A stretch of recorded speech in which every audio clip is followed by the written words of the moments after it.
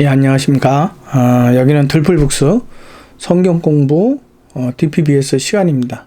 이제 성경에 관한 세 번째 시간. 그럼 우리가 어떻게 성경 공부를 해야만 하는가? 예, 성경 공부에 대한 이제 실전적인 이야기를 하려고 하는데요. 여러분, 그 묵상을 할 때 보면 그 세 가지 어떤 원칙, 그 기본 법칙 이런 게 있죠. 관찰과 해석과 또 적용에 관한 부분을 같이 나누고자 합니다.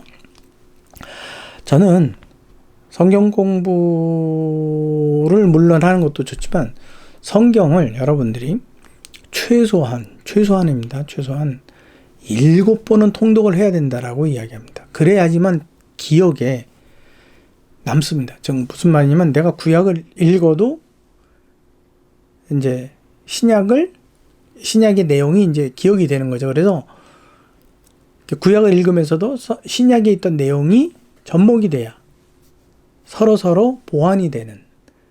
그리고 내가 신약을 읽었을 때 구약에서 읽었던 내용들이 이제 접목이 돼서 함께 이것이 이제 해석이 될 수 있도록. 그러려면 여러분 최소한 7번 이상은 여러분들이 성경을 읽으셔야 된다. 물론 빠르게 읽던 천천히 읽던. 근데 저는 성경을 읽을 때 첫 번째 원칙이 있습니다. 그 원칙이 뭐냐면 눈으로 읽지 말라. 내가 혀로 입술로 소리를 내라. 신약에서는 그 시편에서는 그걸 읍조리다 그러거든요. 읍조리다. 묵상이라고 표현이 되어 있는데 그게 읍조리다예요.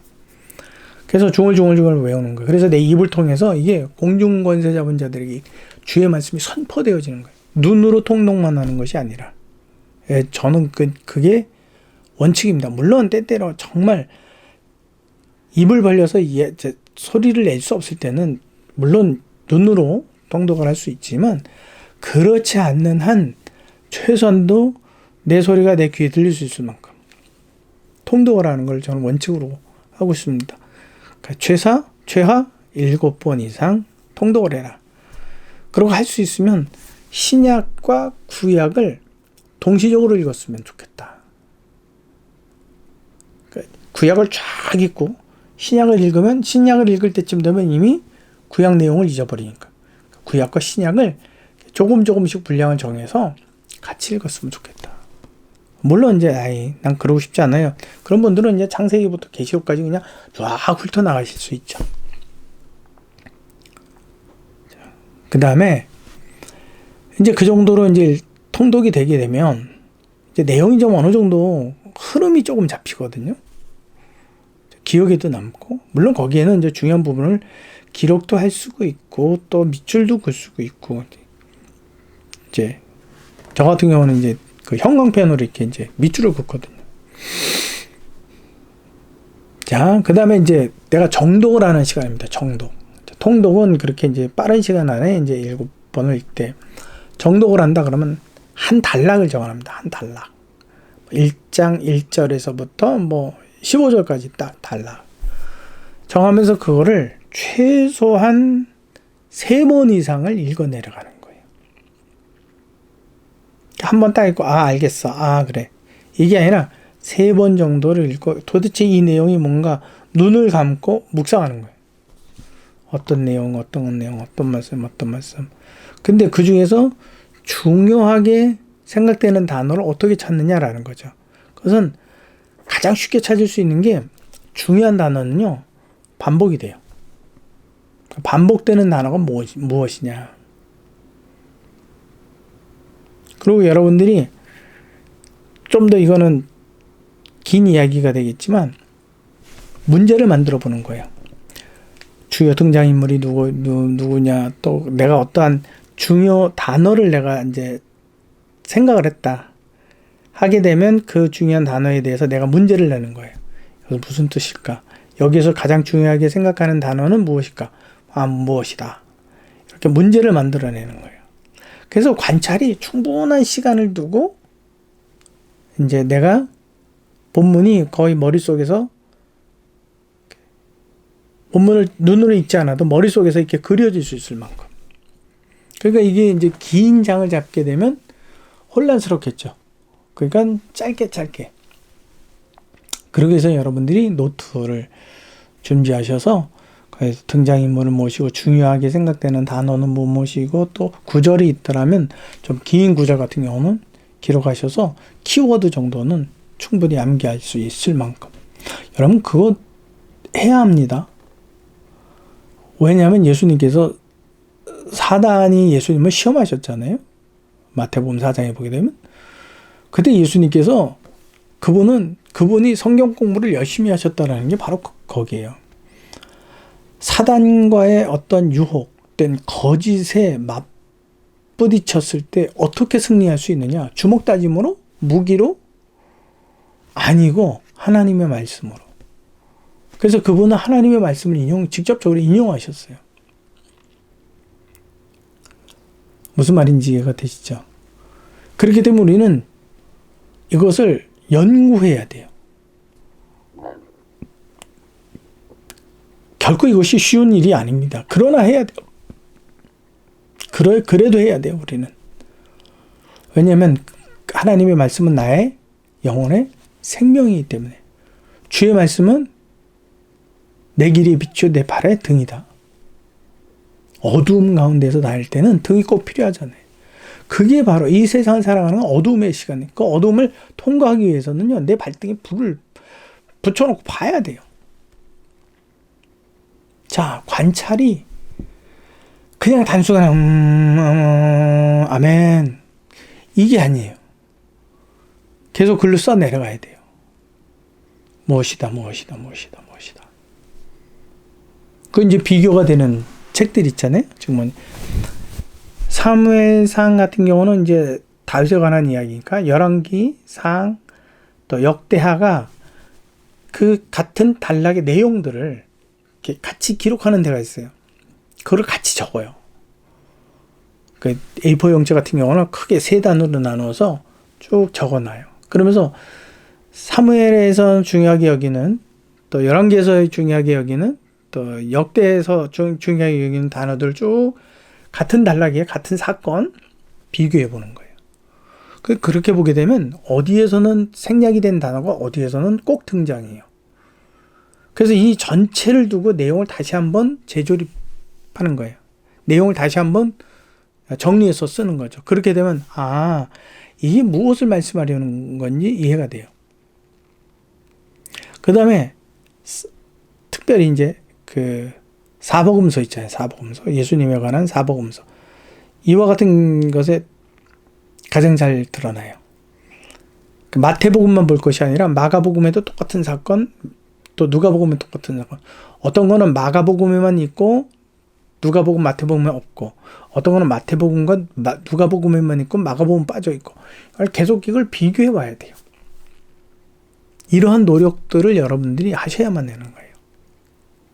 그러니까 여러분 이것은 난 못이요 이럴 일이 아니에요. 못한다고 안 하면 안 돼요. 못하더라도 해야만 되는 일이 이거예요. 왜요? 내 생명이기 때문에. 이것을 놓아버릴 수 없어요. 이것은 저와 여러분들의 선택이 아니에요. 성경 공부라는 것이 성도들에게 있어서 선택에 주어진 것이 아니라 의무로 주어진 거예요. 그래서 구하고 찾고 두들겨야만 되는 거예요. 자, 관찰을 최소한 본문 3번, 그 다음에 그 본문의 내용을 내가 손으로 쓸 수 있을 만큼, 그리고 거기서 중요한 단어들이 무엇인지 기억하는 이런 부분까지도 갔습니다. 그 다음에 이제 해석 내용이 나오죠. 해석을 조금 더 풍성하게 하기 위해서는 이스라엘의 역사적 이해가 조금 필요합니다. 역사적 이해가 그 이스라엘의 역사적, 즉 시대적 배경을 이해하기 위해서는 시중에 많은 책들이 좀 나와 있어요. 여러분 그 책들을 좀 이스라엘의 풍습이라든지 과거 구약시대 이스라엘의 어떤 문화 이런 부분에 대해서 설명해 놓은 것, 특별히 이제 비유와 상징들이 많잖아요. 그러니까 그 성경에 나오는 식물들 혹은 나무, 어떤 비유, 동물 이런 부분들에 대해서 설명해 놓은 책들이 있어요. 이런 것들 여러분들이 기독교 서점에 가셔서 직접 들춰보시고 이러한 책들에 대한 읽고 이해를 갖는다면 아주 좋습니다. 예를 들게 되면 무화과 나무와 포도나무, 즉 나무가 있는데 많은 열매들이 한꺼번에 모여져 있는 거 있잖아요. 이런 것은 이스라엘을 상징을 합니다. 포도즙과 무화과는 그들에게 필수 식료품이에요. 그렇기 때문에 하나님께서 이스라엘 백성의 그 풍성함과 많은 수에 대하여서 그 상징적으로 표현했을 때 무화과 나무와 포도나무 비유하고 계십니다. 그러니까 거기에 대해서 이제 왜 포도나무여야 될까? 거기 그렇다면 그렇게 할 수밖에 없는 그들의 문화, 배경, 또 토양, 식생활 이런 부분들에 대한 지식을 좀 가져야 되겠죠. 그러니까 이제 이런 역사적인 관계를 설명하는 이런 책들을 여러분들이 구하면 더 할 나위가 없겠죠. 그것과 같이 병행해서 본다면 이제 해석의 단계에 있어서 그거는 참고적으로 있으면 아주 유용한 겁니다. 라는 말씀을 드리는 거고요. 해석에 있어서 여러분들이 성경 본문을 읽고 그 본문에 대해서 뭐라고 말씀하시는 걸까? 근데 성경은 비유와 상징이 대부분이에요. 왜냐하면 직설적인 어떠한 설명으로만 역사를 다 기록할 수가 없거든요. 그래서 그거는 비유와 상징으로서 우리가 충분히 우리의 어떠한 상상력을 통한 유추적인 해석을 가미해서 더 풍성하게 만들어야 되는 거예요. 좀 부풀릴 수 있는 거예요. 하나님의 말씀이기 때문에 곡해를 하면 안 되지만 우리가 많은 성경에 아까 7번 읽으라 그랬잖아요. 그 틀 안에서 다양한 적용과 또 보는 관점을 가질 수가 있는 거예요. 그렇기 때문에 여러분들이 성경을 볼 때 그 해석의 과정에 있어서 우리는 많은 상상력을 가질 필요가 있습니다. 근데 성경을 기록하신 성령이 있잖아요. 그러니까 성령께서 성경 본문을 기록하셨기 때문에 그분이 그 내용을 꼭 기록하셔야만 되는 목적이 있어요. 이유. 근데 우리가 그걸 캐치하기가 힘들어요. 이거는 단순한 국문학적 문제가 아니기 때문에 그렇습니다. 그렇기 때문에 거기에 담겨진 성령의 교훈을 찾기 위해서는 여러분들이 해석이란 단계를 거칠 때 반드시, 물론 이것은 시작부터지만 관찰 때에도 있어야 되고 해석 때 있어야 되고 또 적용에도 반드시 있어야 되는 게 성령께 간구하는 기도입니다. 성령 하나님, 왜 이 말씀을 기록하셨습니까? 성령 하나님, 이 본문을 읽고 제가 받아야 되는 교훈이 무엇입니까? 내게 알게 하옵소서. 이게 그 성경 본문 하나를 가지고 몇 날 며칠이 갈 수도 있어요. 나는 그걸 갖고 씨름을 하는 거예요. 무슨 뜻일까? 그런 훈련을 갖는 상황에서 참 희한한 경험들을 했어요. 일부러 제가 문제를 다뤄보기도 했었습니다. 성경 본문에 있다가 이게 뭘까? 궁금하다. 그리고 기도한다? 그래도 안 풀린다. 희한할 만큼 교회에서 목사님이 설교하실 때 전혀 당신의 본문 설교와 벗어났는데 다른 예화 설교를 하다가 이게 그 본문으로 넘어가요. 제가 고민했던 본문으로. 한두 번이 아닙니다. 참 놀라웠어요. 그래서 거기에서 답을 얻어요. 아, 이게 그거구나. 근데 이건 우연이겠지 라고 생각하는 경우들이 있어서 때로는 일부러 진짜 목사님이 이 부분 하실까? 이런 궁금증이 들어서 해보기도 했어요. 진짜 그래요. 하나님께서는 어떠한 경로를 통해서든지 내가 하나님께 구하고 그 의미를 하나님의 바른 의미를 찾고 구할 때 그분은 반드시 내게 깨닫게 해주세요. 왜? 그분의 말씀을 소중하게 여기는 거기 때문에. 저는 그렇게 생각해요. 하나님, 이게 무슨 말씀입니까? 도대체 이 말씀을 통해서 내가 무슨 교훈을 받아야 되는 겁니까?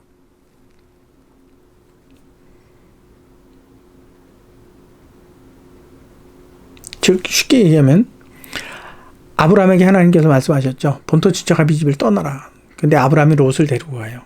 이 본문에 대해서 내가 받아야 되는 교훈이 뭡니까? 아브라함이 길을 떠났다? 물론 그것일 수도 있어요. 그 아브라함이 롯을 데려갔다? 그게 뭔데? 그렇죠. 하나님께서 그를 부르셨다. 약속의 땅으로 부르셨다. 여러 가지 생각들이 있는데 그때 그것을 해석하는 방법에 있어서 도대체 이 내용이 내게 주는 교훈이 뭘까?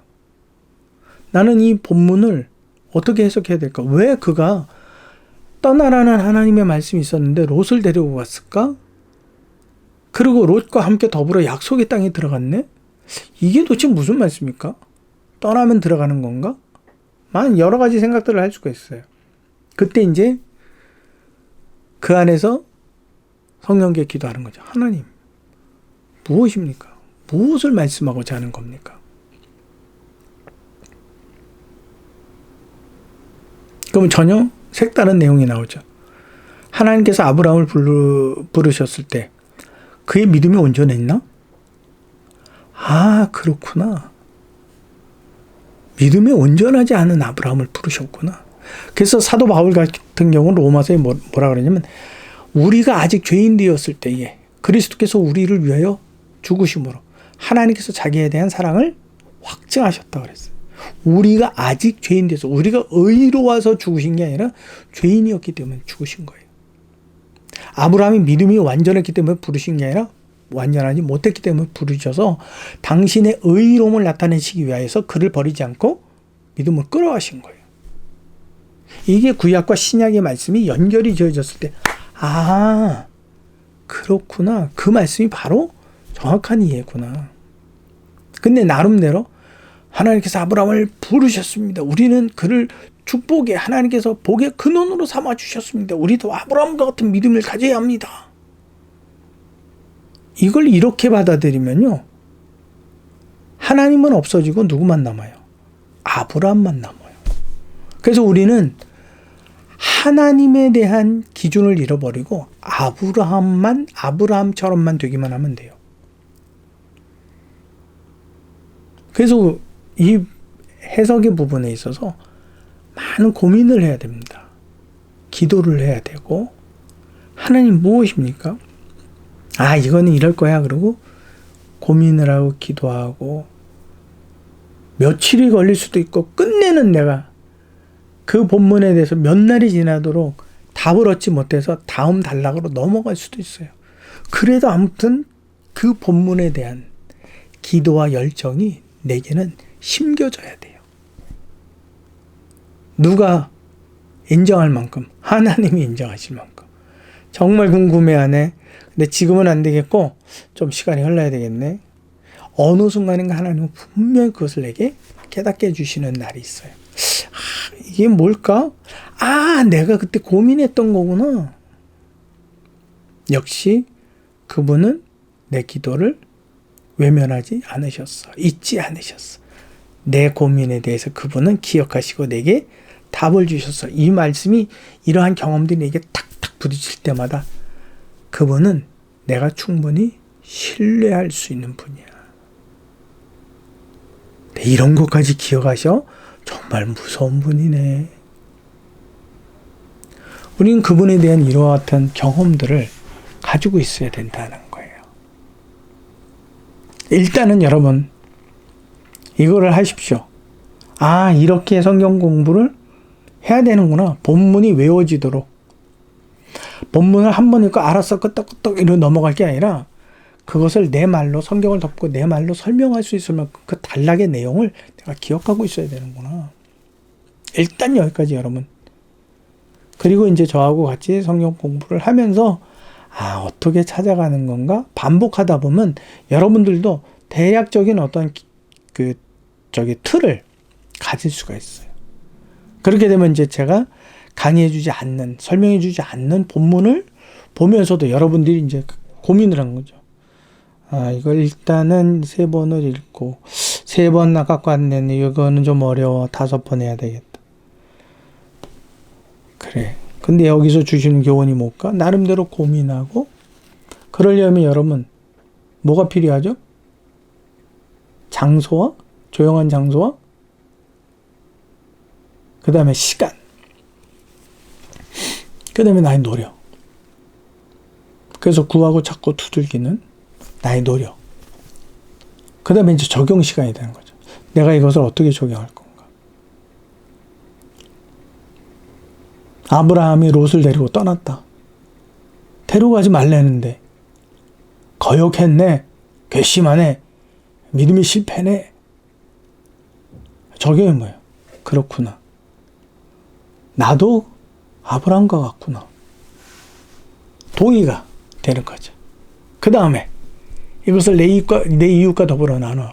누군가 믿음에 있어서 절망감을 갖고 또 믿음에 있어서 포기할 때 포기하지 마. 아브라함을 봐봐. 아브라함을 놓쳤나? 하나님이 그래서 버렸나? 하나님께서 그 손을 뿌리쳤나? 아니야. 괜찮아. 하나님이 괜찮다면 괜찮은 거야. 그분이 당신의 손을 놓지 않는 한 당신이 놓으면 안 되는 거야. 아브라함을 봐. 그의 믿음이 연약할 때 부르셨고 믿음이 연약할 때도 그의 손을 놓지 아니한 하나님을 봐. 나도 그런 경험들이 있어. 우리 같이 기도하자. 아브라함을 인도하시는 하나님이요. 내 믿음이 연약할 때에도 나를 버리지 마옵소서. 아브라함의 믿음에 그리스도의 장성한 믿음이 인도하셨던 것처럼 나도 그렇게 인도하여 주옵소서.